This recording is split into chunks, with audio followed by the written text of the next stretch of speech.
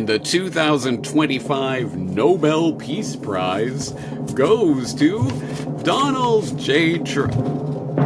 Wait, what? María Corina Machado, the opposition leader in Venezuela, who is set to take over when the U.S.-backed CIA-led coup d'etat there goes ahead as planned? Why does it seem that the Nobel Committee, far from celebrating a noble warrior for peace, is in fact rewarding a warmonger with their annual Peace Prize? Let's find out. Brock, hit the theme.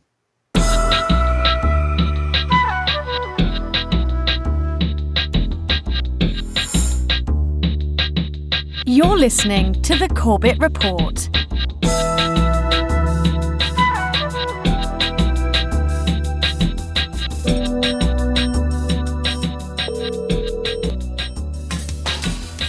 Hello?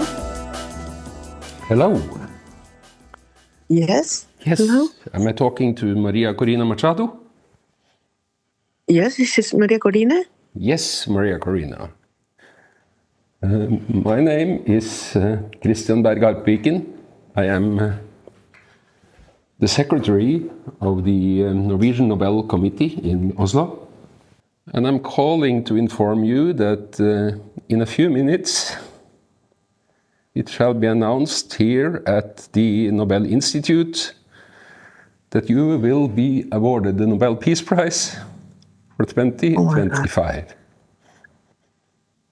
Oh my God. So the warmest congratulations to you, Maria. Oh my God.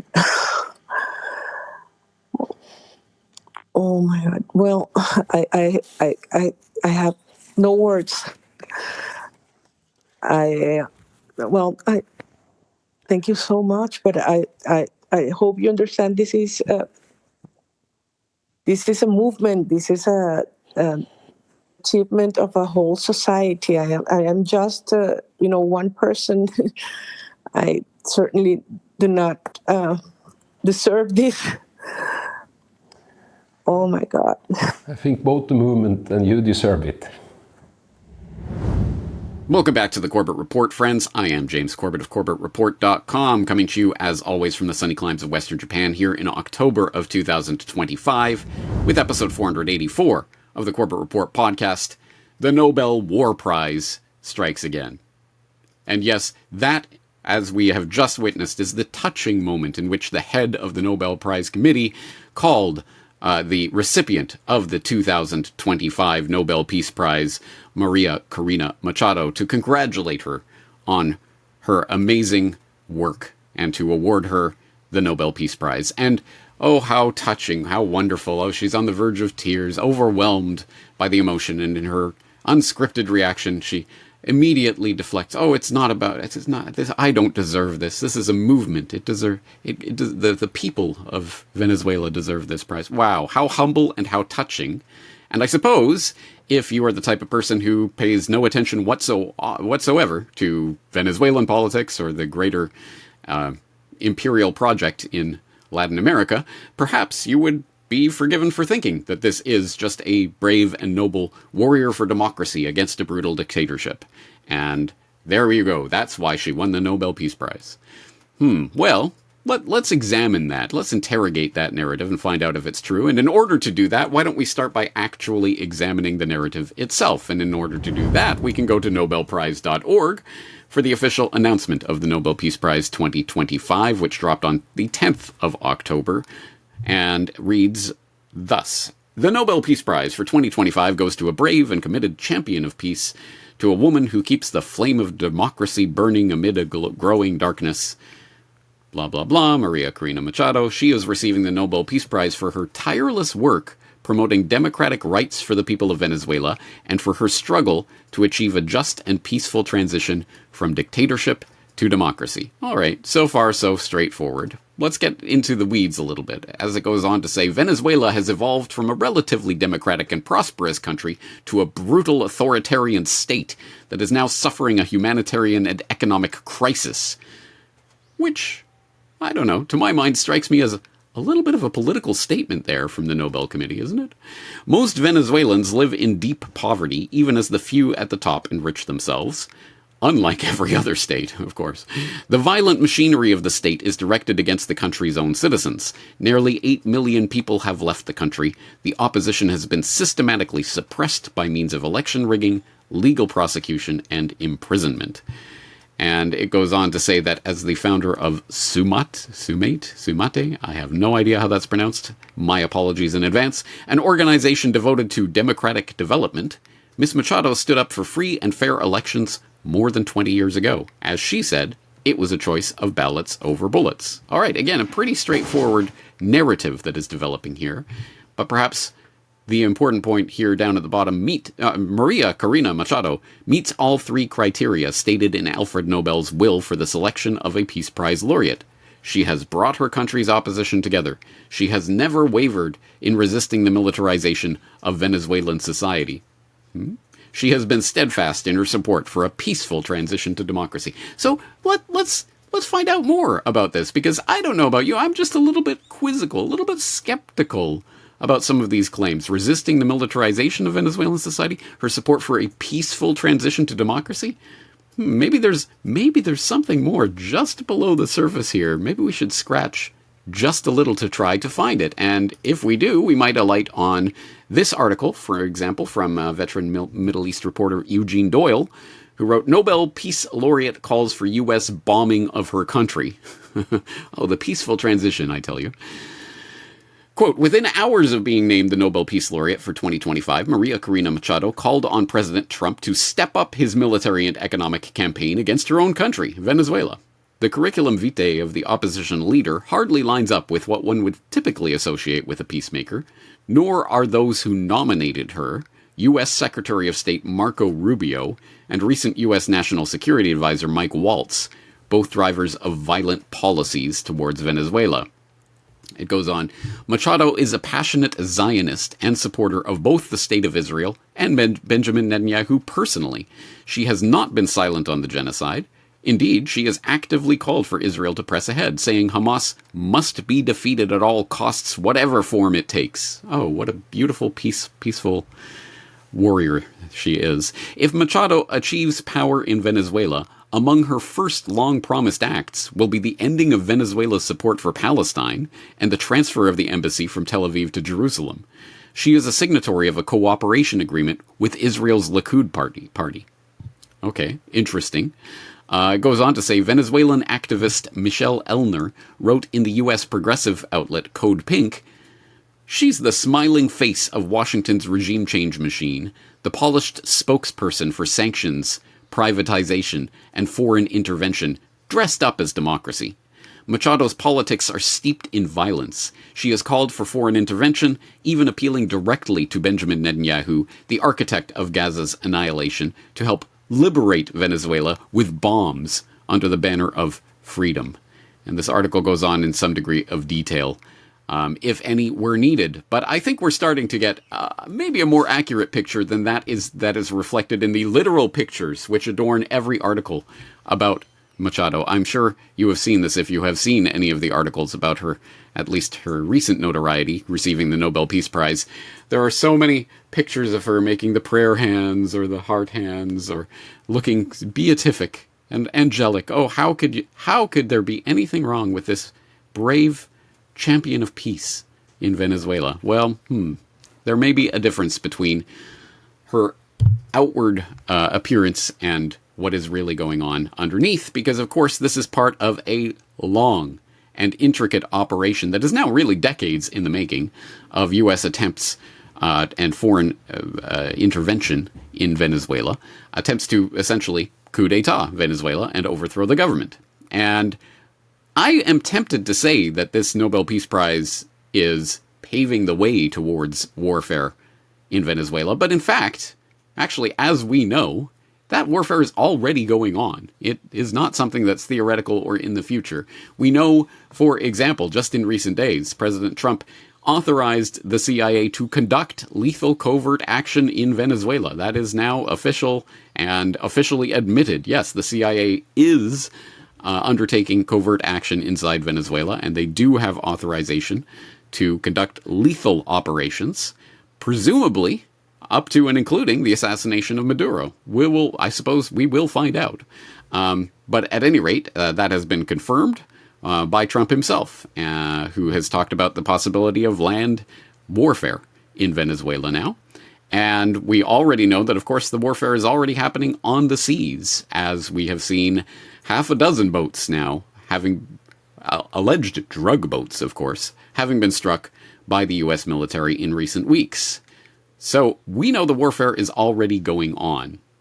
In order to get a better handle on what's really going on here, the stakes involved in this ongoing intervention against Venezuela, and what the Nobel Peace Prize winner, Machado, might really be about, and what puppet masters she might be serving as a serviceable puppet there in Venezuela, I turned to previous Corbett Report guest, and someone that I presume much of my audience will already know. That's Daniel McAdams, co-host with Ron Paul of the Ron Paul Liberty Report, who has a thing or two to say about what's going on in Venezuela. Daniel McAdams, why did Maria Corina Machado win the Nobel Peace Prize in 2025?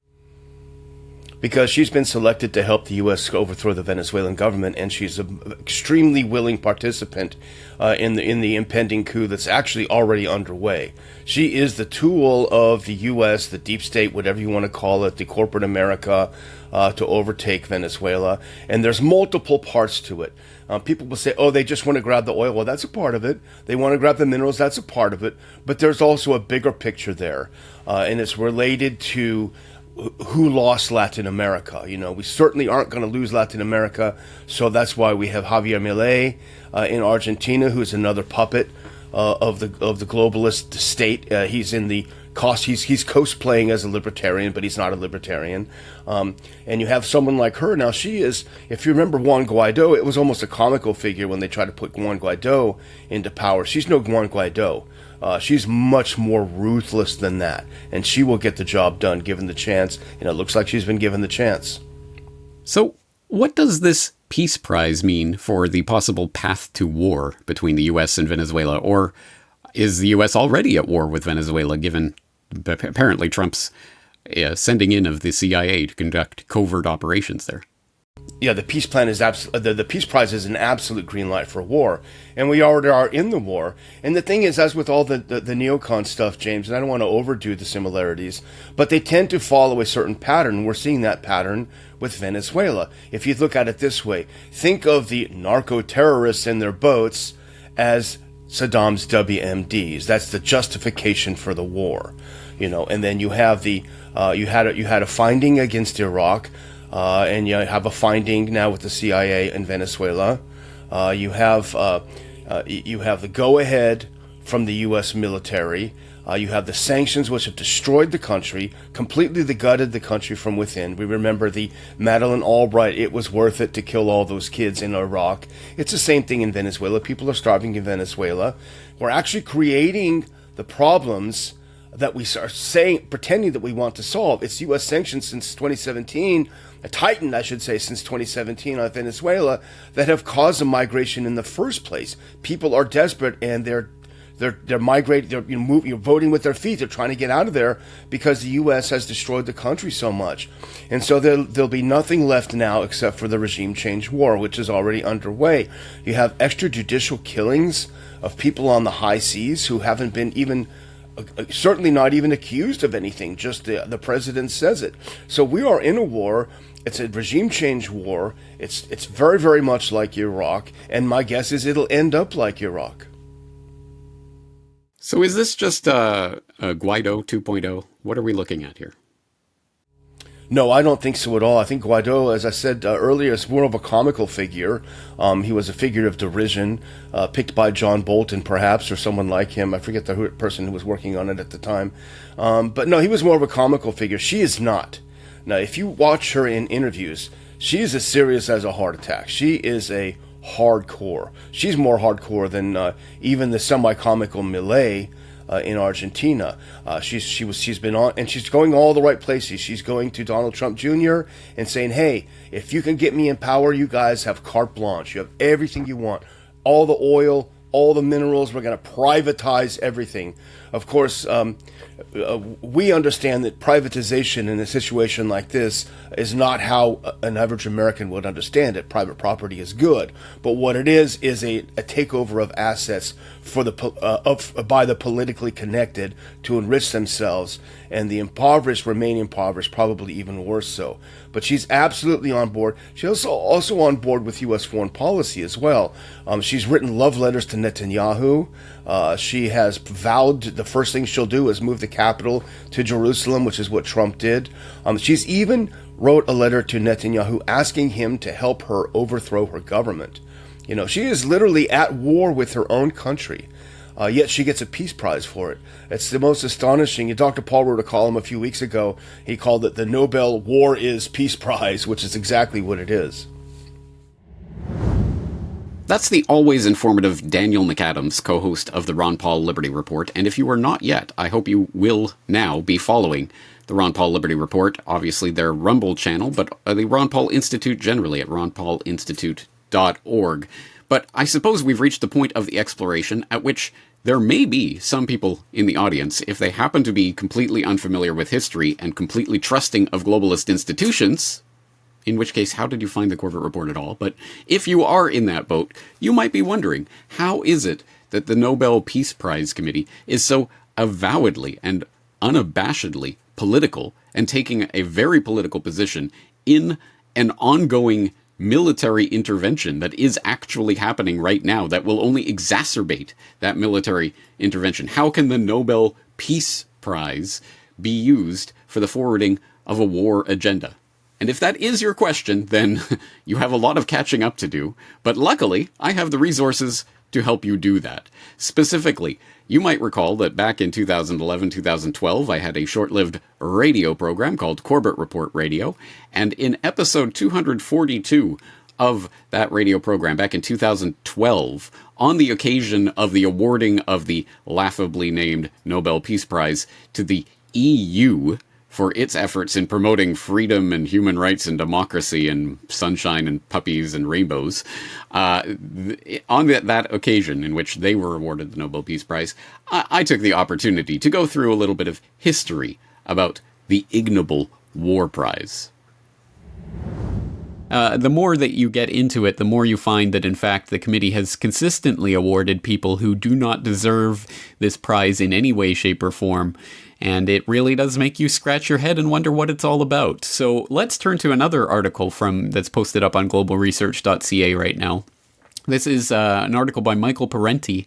It's called the Nobel Peace Prize for War. And he goes on to talk about some of these controversial candidates in the past. So let's just read through a few of these entries from his article. For example, he says, let's start back in 1931 with an improbable Nobel winner. Nicholas Murray Butler, president of Columbia University. During World War I, Butler explicitly forbade all faculty from criticizing the Allied war against the Central Powers. He equated anti-war sentiments with sedition and treason. He also claimed that an educated proletariat is a constant source of disturbance and danger to any nation. In the 1920s, Butler became an outspoken supporter of Italy's fascist dictator Benito Mussolini. Some years later, he became an admirer of heavily militarized Nazi Germany. In 1933, 2 years after receiving the Nobel Prize, Butler invited the German ambassador to the U.S. to speak at Columbia in defense of Hitler. He rejected student appeals to cancel the invitation, claiming it would violate academic freedom. Jump ahead to 1973, the year one of the most notorious war criminals, Henry Kissinger, received the Nobel Peace Prize. For the better part of a decade, Kissinger served as an assistant to the president for national security affairs and as U.S. Secretary of State, presiding over the seemingly endless bloodletting in Indochina and ruthless U.S. interventions in Central America and elsewhere. From carpet bombing to death squads, Kissinger was there beating down on those who dared resist U.S. power. In his writings and pronouncements, Kissinger continually talked about maintaining U.S. military and political influence throughout the world. If anyone fails to fit Alfred Nobel's description of a prize winner, it would be Henry Kissinger. In 1975, we come to Nobel winner Andrei Sakharov, a darling of the US press, a Soviet dissident who regularly sang praises to corporate capitalism. Sakharov lambasted the US peace movement for its opposition to the Vietnam War. He accused the Soviets of being the sole culprits behind the arms race, and he supported every US armed intervention abroad as a defense of democracy. Hailed in the West as a human rights advocate, Sakharov never had an unkind word for the horrific human rights violations perpetrated by the fascist regimes of faithful US client states, including Pinochet's Chile and Suharto's Indonesia, and he aimed snide remarks at the peaceniks who did. He regularly attacked those in the West who opposed US repressive military interventions abroad. And, of course, let's skip down to the one that we all remember. In 2009, in a fit of self-parody, the folks in Oslo gave the Nobel Peace Prize to President Barack Obama, while he produced record military budgets and presided over 3 or 4 wars, and a number of other attack operations, followed a couple of years later by additional wars in Yemen, West Pakistan, Libya, and Syria, with Iran pending. Nobel winner Obama also proudly hunted down and murdered Osama bin Laden, having accused him, without a shred of evidence, of masterminding the 9/11 attacks on the World Trade Center and the Pentagon.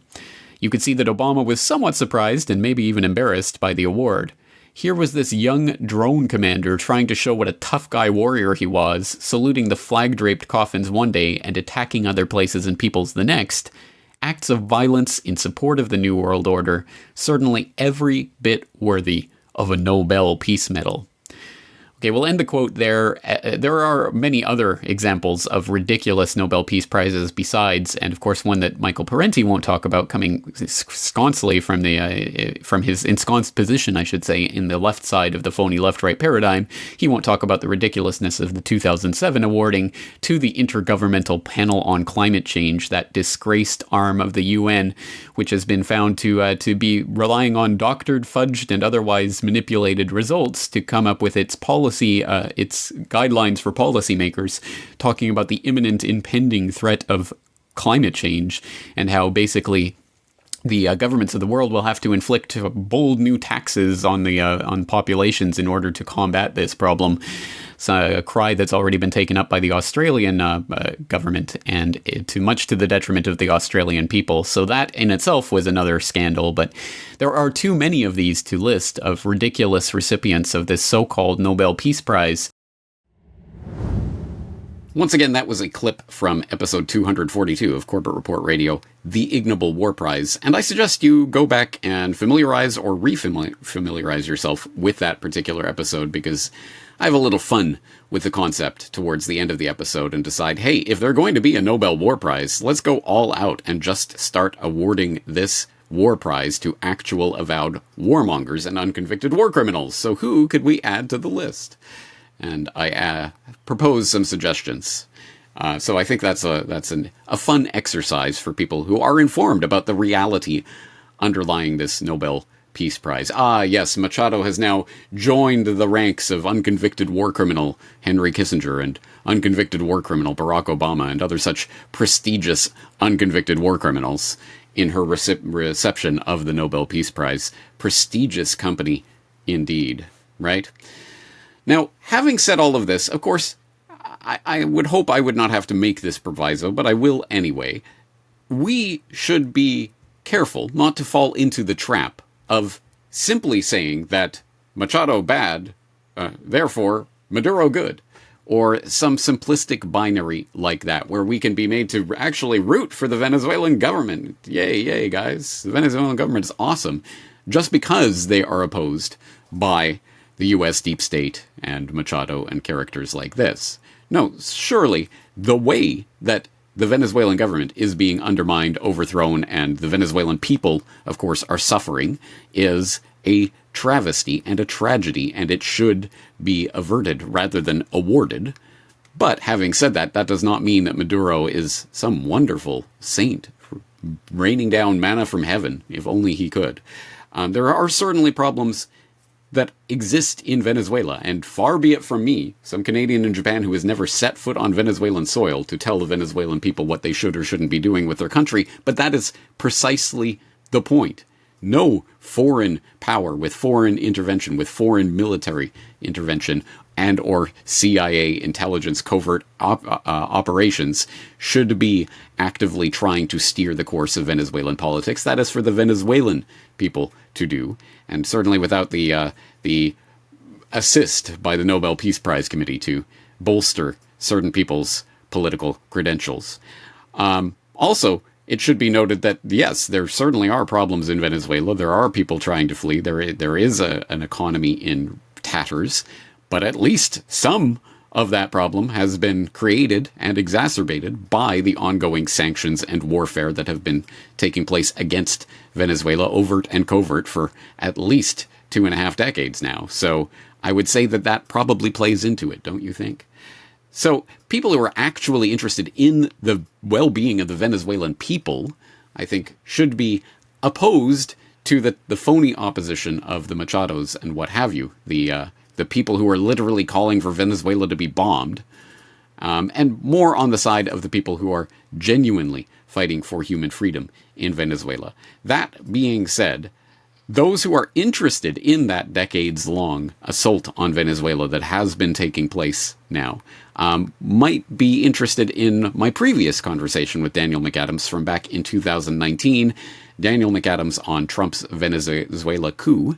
That will, of course, be linked up in the show notes, along with absolutely everything else that we've been talking about today, so that you can go and really delve into this material. There's obviously a lot more to be found when you start delving into the depths of the Nobel War Prize. But I think we might leave this particular exploration here today. Don't worry, I'm sure we will be following up on the step-by-step, blow-by-blow of whatever covert and overt operations are taking place in Venezuela in upcoming editions of New World next week, so stay tuned for that. And in the meantime, familiarize yourself with the show notes from today's episode. That's going to do it for today. I hope you enjoyed this exploration. Thank you for taking your time to take a look at this information. I'm James Corbett of CorbettReport.com, and I'll be back in the near future. Insane. Deranged. Crazy. The idea that would-be rulers would cynically use the lunatic cudgel against their political enemies is bad enough. But what if the reality is the complete opposite of what is commonly understood? What if the delusions of the dissidents are in fact real? What if their inability to fit in is not a sign that they are sick, but the society they are protesting against is sick? In Descent into Madness, you will learn about the dark history and the disturbing present of political psychopathy. Descent into Madness. Watch the documentary for free at CorbettReport.com/madness, or continue your education with the free psychology course at opensourceeducation.online.